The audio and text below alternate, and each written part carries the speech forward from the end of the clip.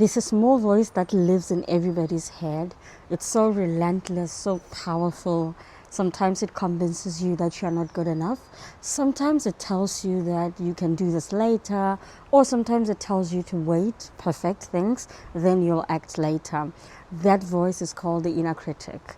It sometimes tells you about what's wrong with you more than what's right with you.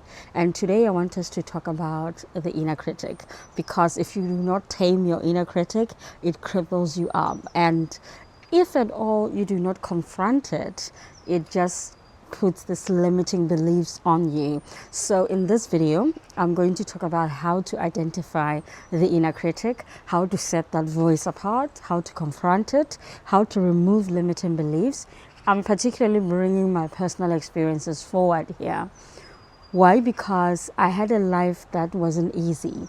I had to learn to tame my inner critic, and I also had to learn how to extend my mind beyond thinking that the world is against me. Because that's your inner critic most of the time, saying the world is against you. So in this video, I'm going to teach you how to rewire your mind, how to reclaim your mind back, and how to separate yourself from your inner critic. Because once you think your inner critic is you, it means you're going to obey everything that it says. If you're new here, my name is Jillian. I'm living with periormbic syndrome. At the age of 12 years old, my life changed forever. I developed this ringworm that changed my life, and it developed into this condition. It's very rare. I lived in Botswana in Africa, where I had no doctors to help me, doctors that understand this condition. So I then learned how to tame my inner critic. I learned how to be relentless too. I learned how to confront it. And today I want to discuss my experiences with you. And I would love you at the end of this video for you to be able to have mental strength, for you to be able not to be ruled by a voice that lives inside you. So normally right before you take a decision, there's a voice that either approves or disapproves. It either tells you you are ready, or it says no, you're not ready, wait a bit. So that voice is the inner critic. It's the voice that sometimes tells you that there are people that are better than you, that can do this better than you. So we have to start by naming the enemy. You have to identify that voice and know it. And it takes three forms. Firstly, it's the perfectionist. It's the voice that says no, wait, you'll do this later when everything is perfect. If you want to start a business, for example, it's the voice that tells you that your logo is not perfect. It's the voice that says, wait, don't post that video, don't post that content, it's not the best. Wait until you buy an iPhone 17. If I'm to tell you about my experiences with creating content, you will understand that the inner critic is so powerful. And I wanted to create content. I didn't have a good phone. When I started creating content, I had just a small phone, and I still have the phone now. And my inner critic was telling me that people on Instagram are making really nice videos. Who is going to listen to me? I need to wait. I need to raise money. I need to make sure that I have the best camera before I go ahead. That's your inner critic.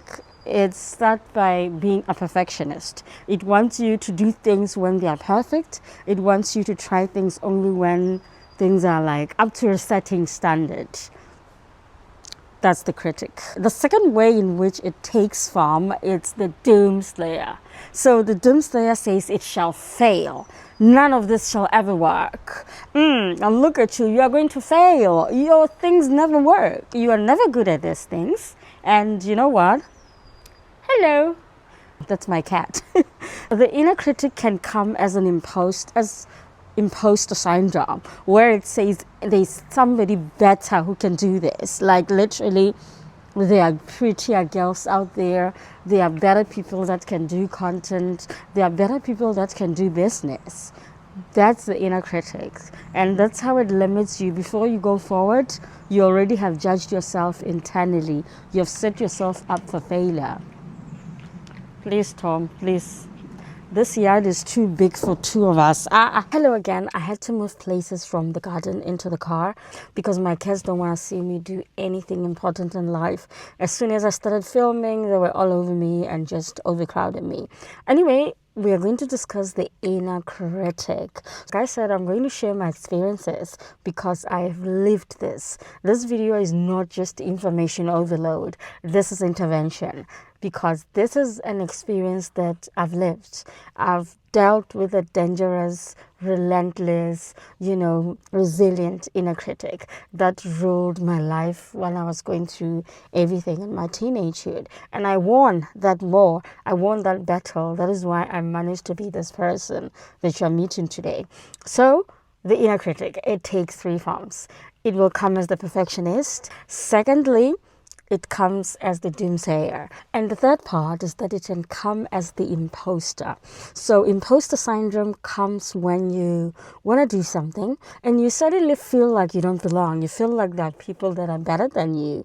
You feel like there are people that can do this much better. That's the imposter syndrome. And this is also very dangerous because it limits you to explore things that are outside your usual interests. Because once you want to do something bigger than you, that voice tells you that no. This is not for people like you. This is for people like a certain person. And the inner critic usually comes in this form, imposing society standards on you. And let me tell you something. The truth is that the brain loves repetition. When something repeats time and again, the brain frames it as reality. So the truth of the matter is that the inner critic is relentless. It doesn't speak once or twice. It speaks on and on and on. Like, have you ever been with somebody there and then something happens? As soon as that person leaves, you start feeling like you're judging yourself. You could have done something different. You feel like you didn't act right. You feel like you upset the other person. That's your inner critic trying to criticize you for the decisions you took, trying to criticize you for standing up for yourself in most of these cases. So the inner critic also sometimes is not loud like you'd expect. Sometimes the inner critic just sounds soft. It sounds like it's protecting you. It sounds like it's shielding you from embarrassment, from pain, from hurting yourself. Like with myself, that's how my inner critic was. It would tell me that don't do this, you will embarrass yourself. People will stare at you. People will judge your face. So just keep things to yourself. When I started fighting my inner critic, it was a long, hard battle. I still fight my inner critic even now, but back then it was like huge because I was self-conscious of how I look, and I wanted my life to be in a certain way, yet my inner critic wanted to protect me from bullies, from people that judge. So sometimes your inner critic comes in as soft, as if it's protecting you, yet it's not protecting you. So we could say there's a fourth category. We could say the inner critic also comes as a sound of a protector with a motherly love that says people will judge you. Now, I truly believe that the inner critic comes with many negative thought patterns, like a certain chain of thoughts will trigger your inner critic to come in and do the evil job.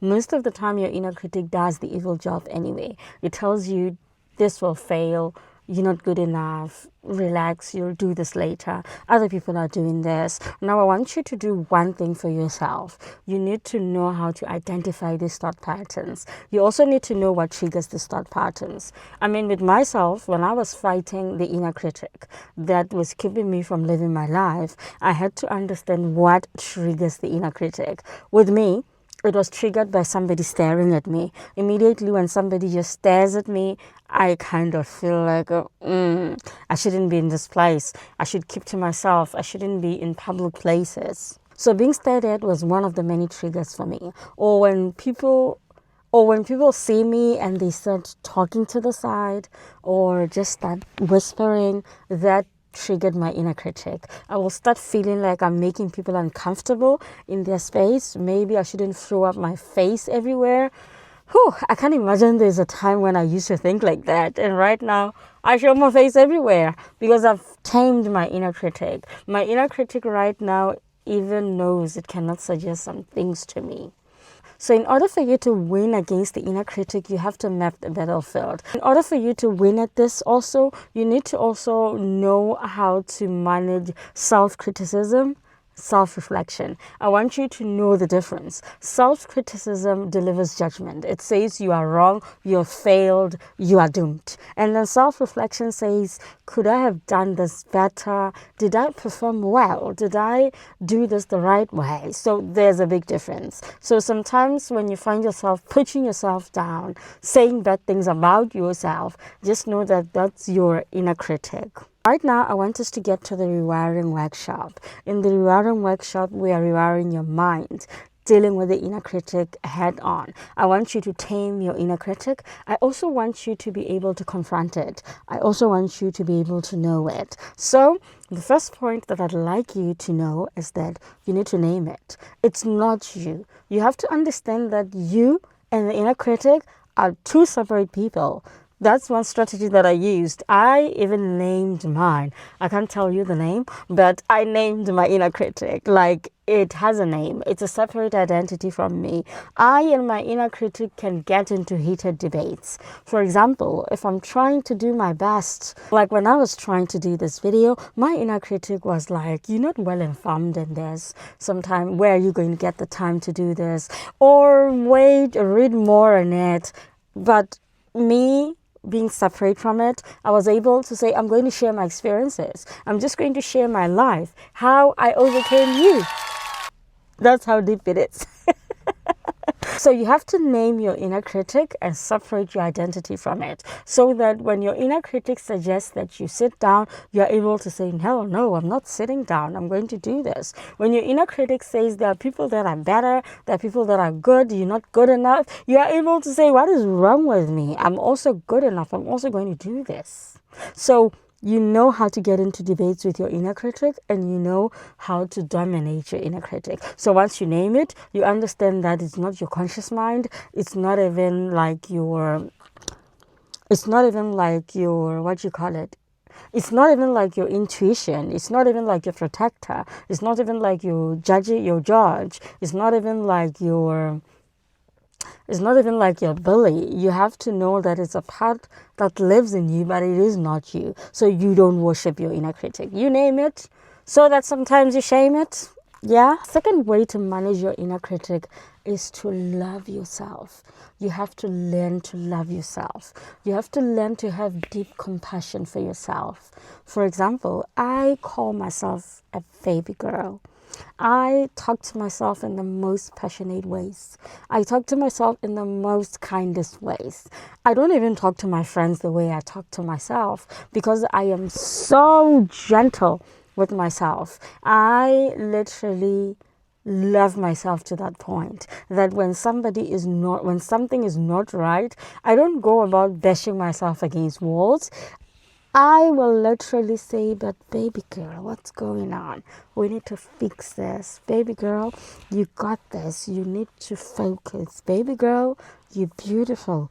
Dust yourself up and go show the world who you are. That's me talking to myself. And sometimes I've asked myself why people think self-hate is a good idea. Why some people feel that hating yourself and hating others is a solution. Because that's the biggest cancer to your soul. That's something that once it has started growing in you, you start spreading it outside. I believe that because I love myself so much, I'm able to spread so much love. So because I love myself so much, because I adore myself so much, when my inner critic wants to take over my life, I tell it that hell no. That is not allowed. You cannot think of my baby girl like that. When the inner critic wants to tell me that I don't belong in certain places, for example, I'm able to tell it that hell no. I'm a baby girl. I'm Jillian. I'm intelligent. I belong there. I'm beautiful. I'm well spoken. I'm educated. I'm well experienced. I belong there. When my inner critic wants to tell me that this is not perfect, don't do it. Don't post that video. It's not perfect. I'm able to say, baby girl, but you're human. You are doing the best that you can. If my inner critic wants to tell me that I am lazy, I'm not good for nothing, I slept the whole day, on those days where I'm on my off days, I'm not handling business, sometimes I will just have a lazy day. And sometimes my inner critic wants to confront me, make me feel guilty about resting. I will say the baby girl needs to rest. The baby girl deserves this rest. You are working hard, my darling. You deserve this rest. So love yourself. When you love yourself, you tame your inner critic. And also, one thing I'd like you to try is that you need to ask yourself, would I talk to my friend like this? If I can't talk to my friend like that, it doesn't belong in my mind. If I can't say it to a child, it doesn't belong in my mind. So shaping the way in which your mind works, shaping things that are allowed in the parameters of your mind, in the parameters of a person who loves themselves, it means that harsh words, negativity, bashing yourself against walls, that's not in the rules. So once you find your inner critic wanting you to take part in that, you say, hell no, I love myself way too much to even do that. So another way to handle your inner critic is cognitive reframing. So in simple terms, it's confronting your inner critic head on. Do not even shy away. Whatever your inner critic says, you say, bring it on, bring the evidence. You ask yourself, is this true? For example, my inner critic is to say, people are not going to watch my videos because of how I look. People are going to judge my face from the onset. At that point, because I have cognitive reframing, I'm going to firstly ask, is this true? Where's the evidence that people are going to judge me? Why would people judge me? Because I don't look like them? There is evidence in science that we cannot all look the same. And there's evidence in science that in every population, you have people that look different. So I am the statistic that looks different. And people are going to hear my story. People are going to connect. And guess what? I win the battle against my inner critic. So you need to ask, is this true? Where's the evidence? Like if your inner critic says you don't belong, when you say you want to go land golfing, the inner critic says you don't belong there, you don't know how to play golf. Ask your inner critic, where is the evidence that I don't belong? Is this true? Why is it that I don't belong? If it says because you don't know how to play, say everybody started learning from somewhere. So your inner critic will know that your voice has got the upper hand. You train your mind to debate with facts. When you're talking to your inner critic, you don't become a coward. You have to be bold. You have to push your shoulders back and push your chest forward and ask, where is the evidence? Who says who? Like, for example, if your inner critic says you're not that beautiful, says who? According to whose standards? Who determines if I'm beautiful or not? Your inner critic demands that you be a little gangster. Life sometimes demands that we all be a little gangster.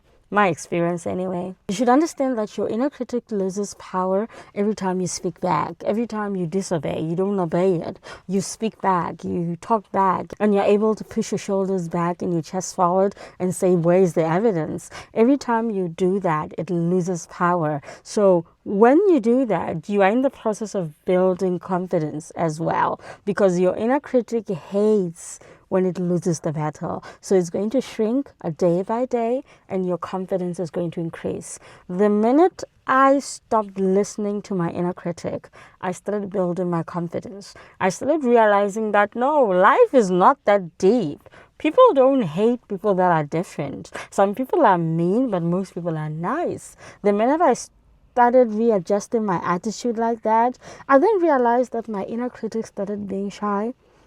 Even when my inner critic wants to suggest something, like say people will judge you, it no longer comes out and says you're going to fail. Like, I don't have it anymore. If my inner critic wants to talk, it's now a very still, small voice.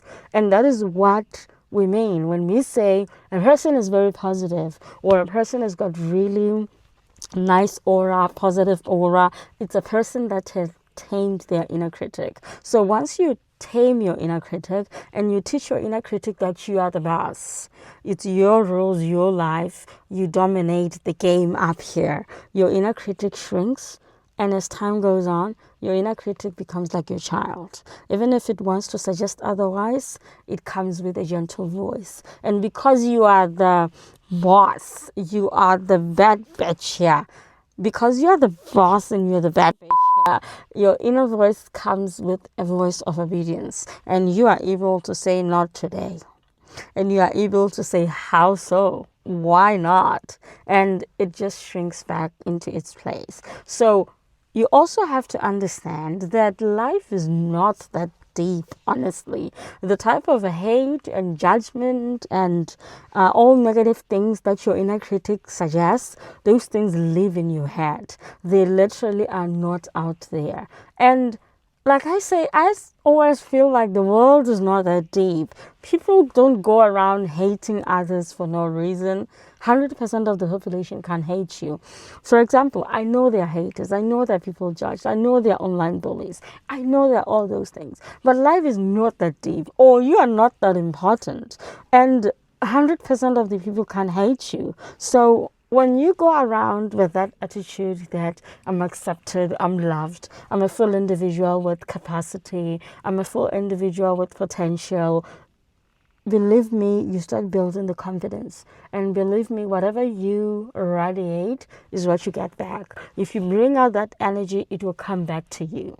When I was reframing my mind, I had to bring it out that I am loved, I am adorable, I'm lovely, and I attracted friends that are lovely. I attracted a superb husband. I attracted people that are just altogether lovely because I didn't want to be ruled by my inner critic. I built my confidence a day at a time by going against my inner critic. And let me tell you, that is a powerful strategy for you to understand that you are the boss here. You don't get ruled by your inner critic, you rule it. The truth of the matter is that your inner critic never disappears. Even if you become the most confident person in the room, it never disappears. It comes in a different form. Because you have trained it that you are the big boss here, that you're the bad bitch in the room, it comes with a voice of obedience. Because it understands that you will ask for the evidence. It understands that you will check the facts. It understands that you will tell it that I'm doing the best that I can here. So because you are in that frame of mind, your inner critic is not loud anymore. It's under subjection. It comes in with obedience, with submission, and it comes in knowing very well that it lives in your body. It is not you. It is not your boss. The lovely thing about knowing your inner critic, reframing your mind, and rewiring your mind is that you become a whole person. You become somebody who is untouchable, who is unbeatable. And I love that for you. I'd love you to become this person who doesn't give in to the voice inside them. I'd love you to become this person who knows and who trains, who confronts, and who has trained their inner critic to obey. Also, while at that, I'd love to encourage you to count your wins. Count the small wins each day. If you woke up in time, count it as a win. Be grateful about it. I'd also love you to be compassionate to yourself, love yourself, and I'd also love to encourage you to live your life. Don't just exist. Sometimes if you just exist, wake up, go to work, come back, eat, sleep, TV, your inner critic will rule your life because it becomes the dominant voice that is speaking. But when you're in charge of your life, you go running, you exercise, you eat right, you read a new book, there's something new happening in your life, you are in full control, you are filled with information. Even when your inner critic says you're not doing well, you're able to confront it and say, but I have information. I read this book on the power of the subconscious mind. This is what it says. You're able to say the power of positive thinking says. Your inner critic is so equipped with distraction strategies such that you need to be out there living, not shrinking, and being intentional. Well, bestie, I enjoyed having this talk with you about the inner critic and how you can deal with it and how you can identify it. I hope that you enjoyed this as well. Please like and comment and subscribe, and also follow me on my socials. And If you want to talk about it, if you want to vent, if you want to have a one-on-one session with me, you can always book a session with me. I have my links in my bio. If you don't see them on YouTube for some reason, go to my social media. I use the same name across. Bye, bestie.